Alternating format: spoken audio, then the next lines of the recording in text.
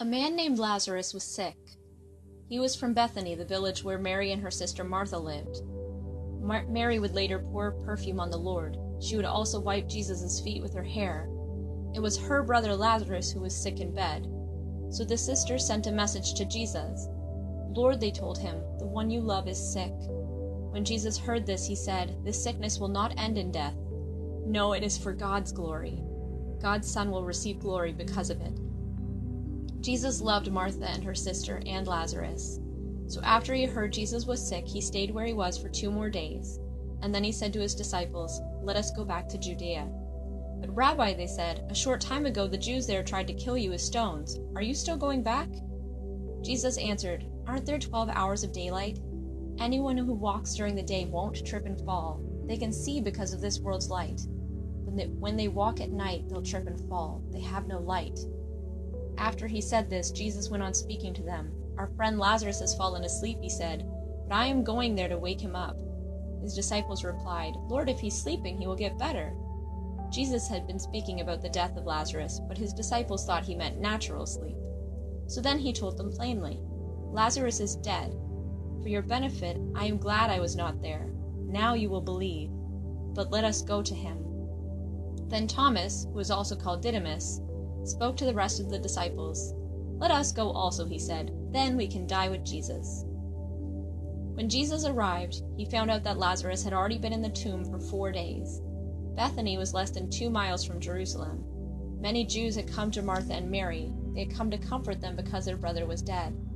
When Martha heard that Jesus was coming, she went out to meet him, but Mary stayed at home. "Lord," Martha said to Jesus, "I wish you had been here. Then my brother would not have died. But I know that even now God will give you anything you ask for." Jesus said to her, "Your brother will rise again." Martha answered, "I know he will rise again. This will happen when people are raised from the dead on the last day." Jesus said to her, "I am the resurrection and the life. Anyone who believes in me will live, even if they die. And whoever lives by believing in me will never die. Do you believe this?" "Yes, Lord," she replied. "I believe that you are the Messiah, the Son of God. I believe that you are the one who is supposed to come into the world." After she said this, she went back home. She called her sister Mary to one side to talk to her. "The teacher is here," Martha said. "He is asking for you." When Mary heard this, she got up quickly and went to him. Jesus had not yet entered the village. He was still at the place where Martha had met him. Some Jews had been comforting Mary in the house. They noticed how quickly she got up and went out, so they followed her. They thought she was going to the tomb to mourn there. Mary reached the place where Jesus was. When she saw him, she fell at his feet. She said, "Lord, I wish you had been here. Then my brother would not have died." Jesus saw her crying. He saw that the Jews who had come along with her were crying also. His spirit became very sad, and he was troubled. "Where have you put him?" he asked. "Come and see, Lord," they replied. Jesus wept. Then the Jews said, "See how much he loved him." But some of them said, "He opened the eyes of the blind man. Couldn't he have kept this man from dying?" Once more Jesus felt very sad. He came to the tomb. It was a cave with a stone in front of the entrance. "Take away the stone," he said. "But Lord," said Martha, the sister of the dead man, "by this time there is a bad smell. Lazarus has been in the tomb for 4 days." And Jesus said, "Didn't I tell you that if you believe, you will see God's glory?" So they took away the stone. Then Jesus looked up. He said, "Father, I thank you for hearing me. I know that you always hear me, but I said this for the benefit of the people standing here. I said it so they will believe that you sent me." Then Jesus called in a loud voice. He said, "Lazarus, come out." The dead man came out.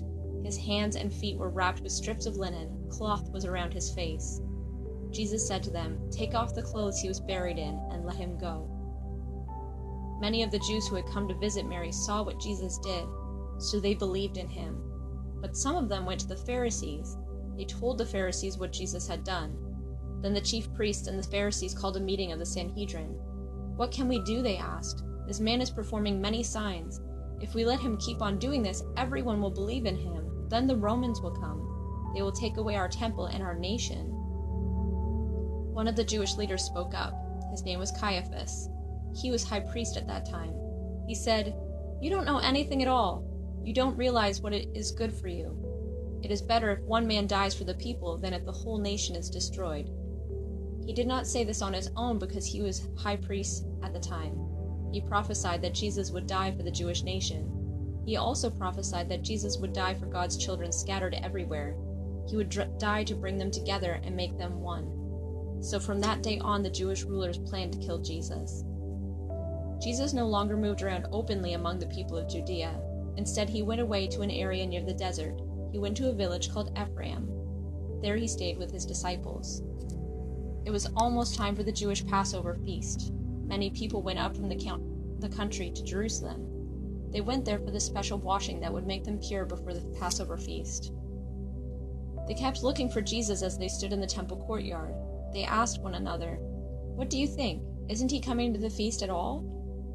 But the chief priests and the Pharisees had given orders.